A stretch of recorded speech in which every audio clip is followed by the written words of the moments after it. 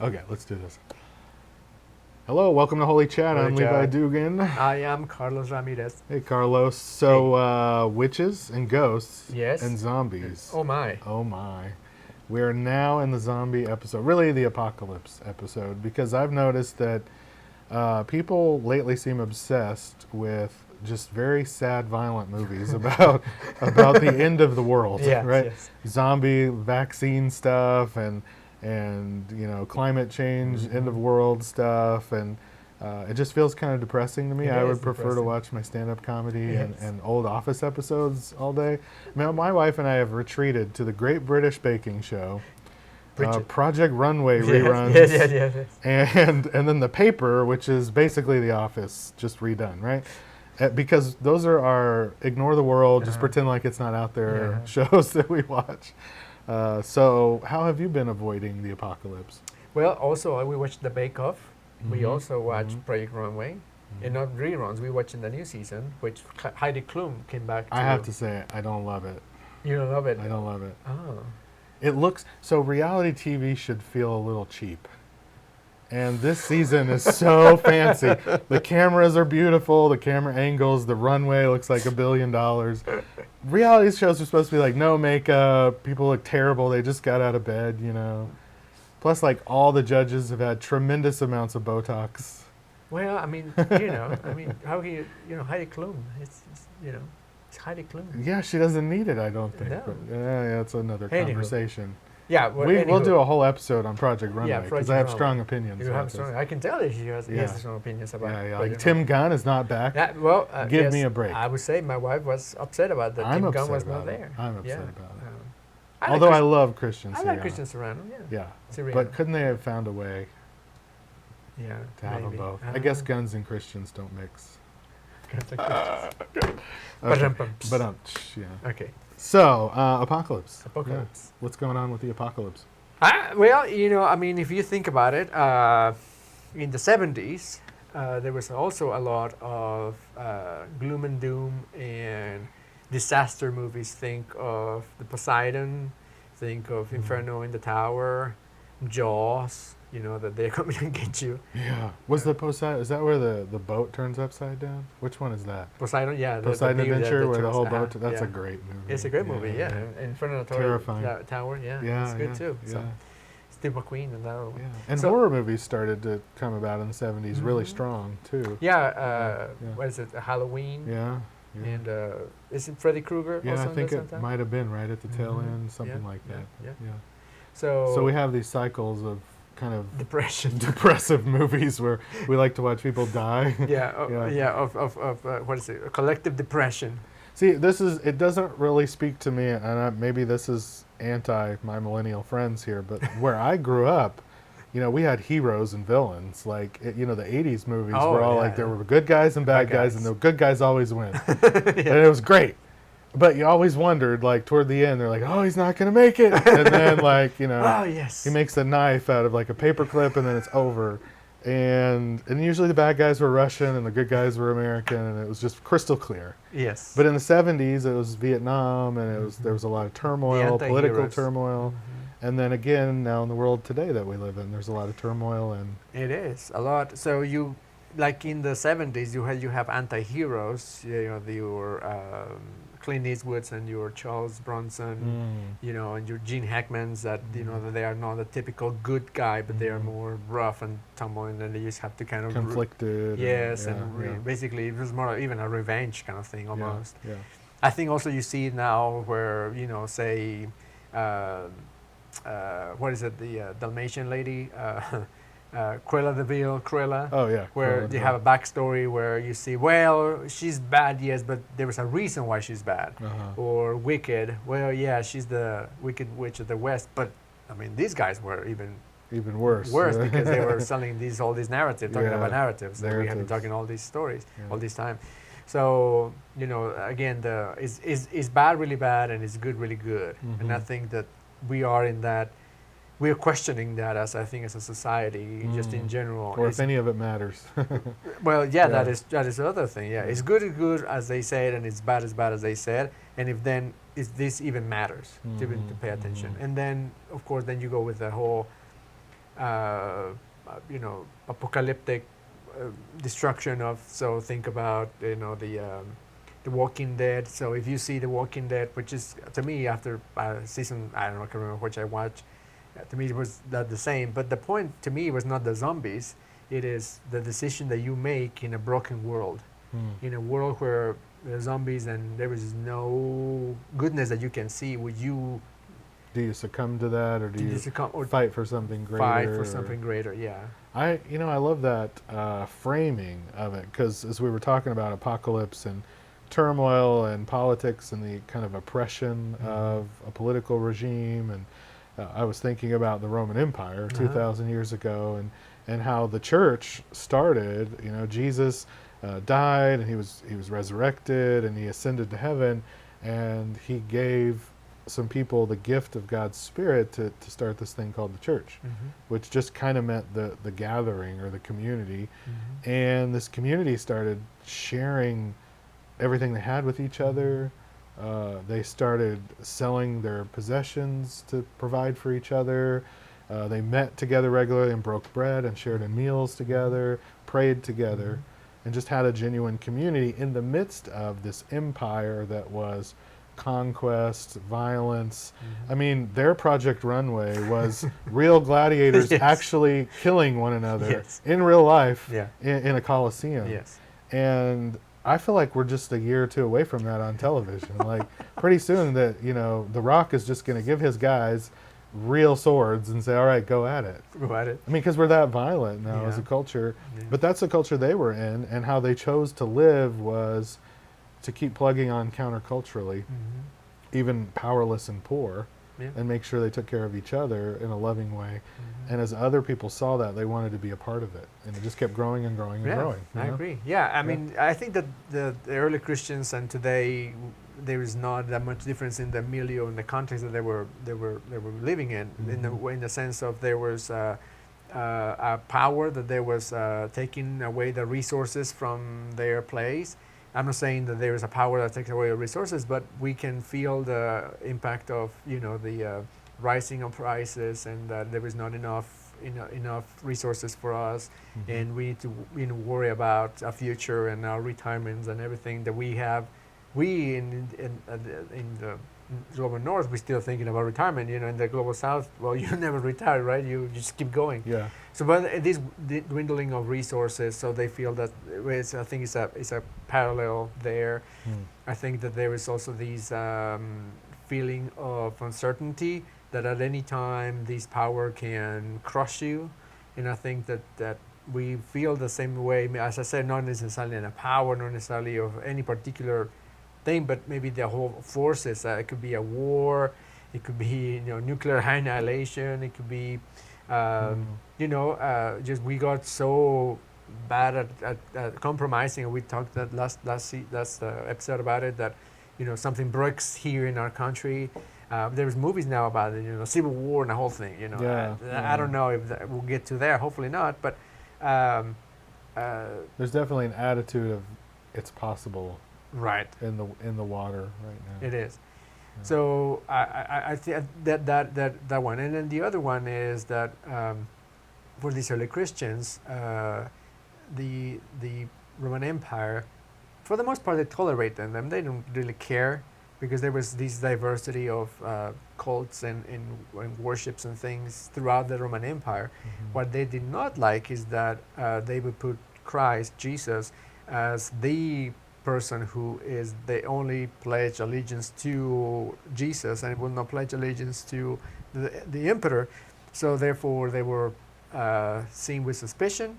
They were not necessarily actively persecuted or harassed, but if somebody will say, hey, these people are not bending the knee to Caesar, they will go and they say you have to, and if you don't do it, you will get consequences. And then there were waves of harassment and persecution throughout. So they lived in a very harsh reality for the first 300 years of Christianity.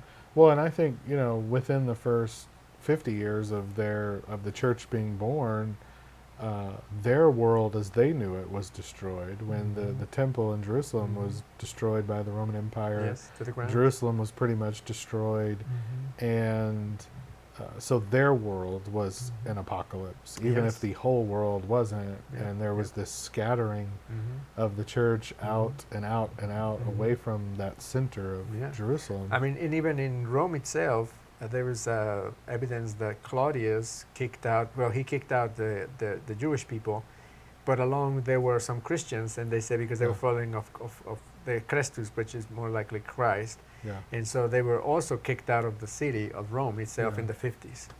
Yeah, and most Christians were Jewish Christians in the Mhm. early days too, so it Mhm. made sense that Kicked them they'd out. go with them.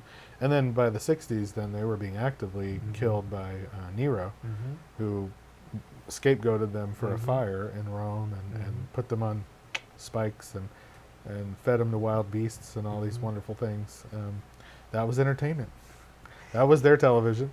And Yeah, you come early to the, then you have your. Let me see, remember if I remember correctly, my Roman, my Roman nerdiness. So you would come early for the hunts, then for executions, mhm, then I think uh, like chasing, the chariot races. chariot races, and then the climax is it was gladiatorial fights. Yeah, the gladiator that stuff. was the Yeah. But I mean, the goal was to murder the other person. yes. Yes. It wasn't like, oop, tapped you, get a point. It No. was more like, oop, chopped your arm off, get a point. You know, like it was not good. So I guess all that is for people who might be younger. I know when I was younger, I thought my world was the world. Mm. And what I realized as I get older is when you place us in history, it's really not that bad, actually. The pre-context. I do a lot of study of the Civil War and what led to the Civil War because I do feel like the United States is very divided.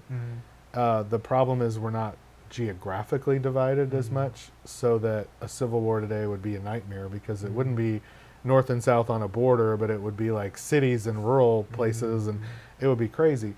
But when I look at the Civil War and what led up to it and what happened during it, I mean, it was apocalyptic. It was, yeah.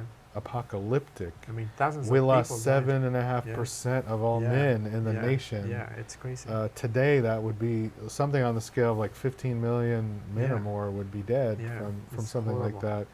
that. Mhm. So just thinking that that's what they went through 160 years ago, and now we are concerned about politics today, and concerns of othering and hate and immigration and all the things that we're hearing in the narratives. Mhm. But at the same time, when you place us in history, we're still the fattest, happiest, richest society in history, Right. right? We are. So things are worse than maybe they were, but Mhm. but relative to history, Right. we're fine.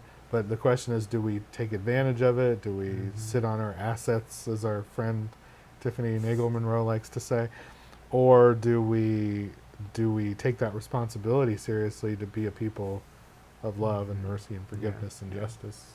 Yeah, and I think kind of you're referencing our previous episode of if that is going to pass the, figuring it out, what narrative are we going to follow and everything. Yeah. I think that while we are in a way better position than generations previous in history and humanity, I think that I think the anxiety comes that today literally with a push of a button, this can be destroyed. Yeah.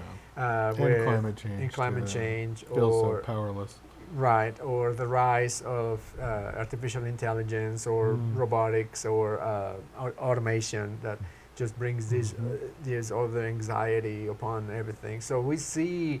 I truly believe, this is just a personal title, that we are living in a reformation, a transitional human time, that whatever we come out of this is going to inform for a few years who we are as humanity for the rest of, not for the rest of, but for a few years.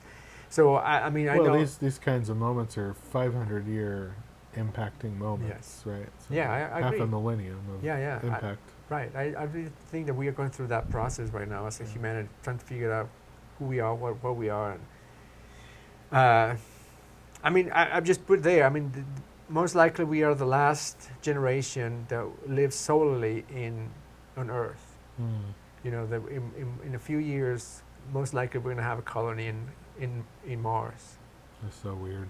And people will be Martians. I mean, just think about that. You know, just think about that.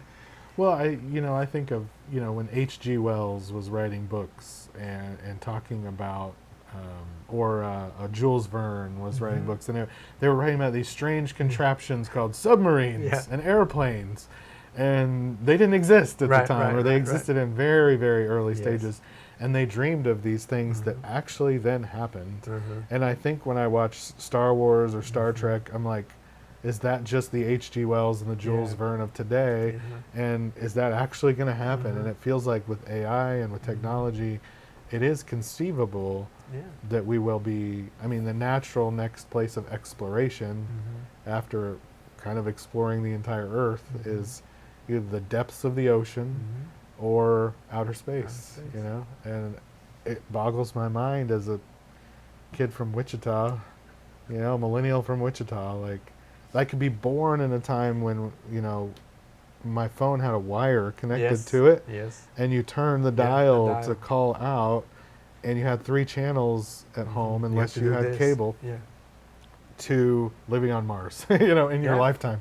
In your lifetime. Yeah. It's boggling, mind-boggling, and so it becomes like, as a spiritual person, how do I navigate that? Yeah. And to me, fundamentally, nothing's changed as a spiritual person. Mhm. Whether I'm on Mars or Earth, or I'm rich or I'm poor, the values of that early community of Mhm. breaking bread together, Mhm. praying together, Mhm. providing for one Mhm. another, Mhm. that really hasn't changed no matter what's going on. Right, and I think that hopefully we bring that about, that yes, there is these narratives of destruction, of anxiety, of collective depression.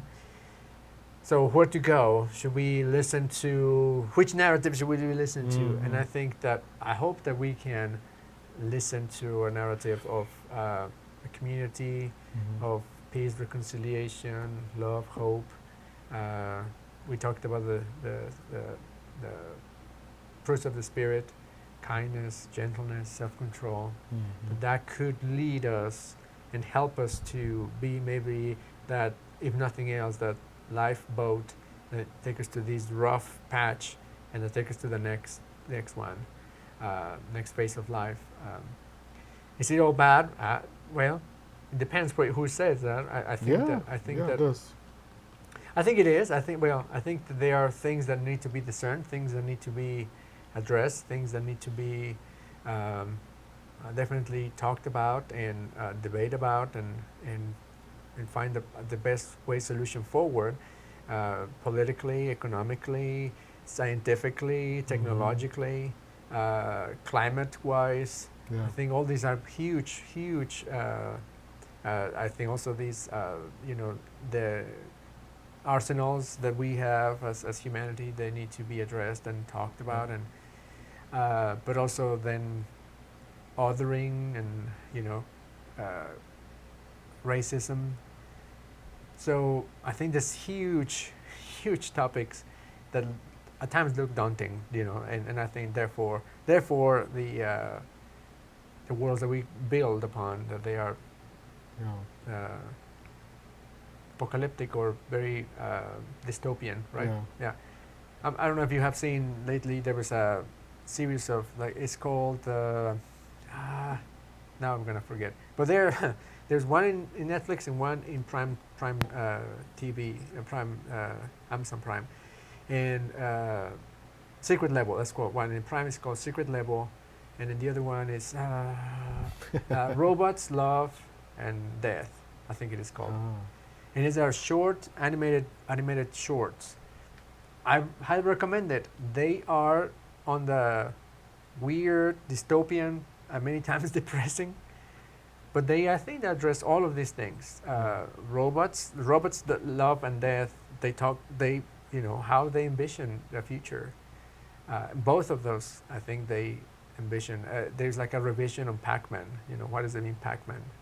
And anyway, so I think that they Yeah. are all very on that Well, dystopian on world. that note, I would say it's good to educate yourself and consider the consequences of your vote, your activism, your belonging in a particular politics or movement, and what could come from that, Mhm. dystopian or Mhm. utopian. Mhm.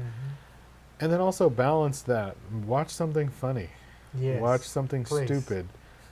Spend some time in nature. Spend some time with family or friends. And if you don't have any, find a community of belonging, a faith community, an AA group, a recovery group, a gaming group, whatever it might be. Find that place of belonging and balance Mhm. the depressing things you put into your Mhm. mind with a lot of beautiful and uplifting Mhm. things that Yeah. are still out there in the world to Yeah. give yourself mental health, emotional health, and spiritual health, Mhm. especially in this time of Halloween as we sort of joke about death and we mock death a little bit and we talk about ghosts and witches and zombies. And all that is both serious and fun, and it's important to balance the serious with the Yes. fun to Yes. be a full human being in this Yeah. world. So, Yeah. Yeah. what do yeah. you think? Oh, I agree. No, I'll preach. don't. Yeah, let's pass the offering plate. No, but yeah, don't take yourself too seriously. I think that we're gonna make it one way or the other as humanity. I think that it's gonna be different for sure. That is not gonna. There's not a doubt. It's gonna be different for sure. But I think if we hold on to, we people of faith, we can hold on to that. And I would say if you're spiritual but not religious, hold on to that spiritual part of it, as Levi was saying, hold on to that beauty. And just think about it. I would just maybe conclude with this. Um, if you are a follower of Holy Chat, you know that I'm a big nerd and I like to, anyway, You like a lot of things. a lot of things. So in this particular nerd thing, I'm reading a book that I have to take a pause because it is so dense scientifically that I have to just, I don't know, eat it by little chunks. Yeah. So it's called 4%. And so basically this is the thing. So everything that you see in the world, in the cosmos, in galaxies, everything that you can see is only 4% of what exists in the world, in creation, in everything, in the whole galaxies is only 4%. The rest is dark matter and dark energy. Who are that? We don't know. We know it's there. We have no idea. We have no idea what it is. We know we can detect it, but we don't know what it is. So 96% of we don't know what it is. That just blows my mind. In a sense, to me, then therefore, to me is feel of awe. To me, that brings not dread or anxiety, but brings this awe that only 4% creates everything that I see, you and me, Yeah. my family, my pets, Yeah. the plant that is there, everything. But 96% is invisible, but that doesn't mean it's not real. That's right. Yeah. We don't Just know what like it God. is. So anyway, all Food this, for thought. yes. So fill your life with awe. Yeah. And with the beauty of that awe, which is, for in our world, God. That was easy. Thanks, everybody. See you next Peace. time. All right. Da-da-da, da-da-da, Oh yeah. da-da-da. So.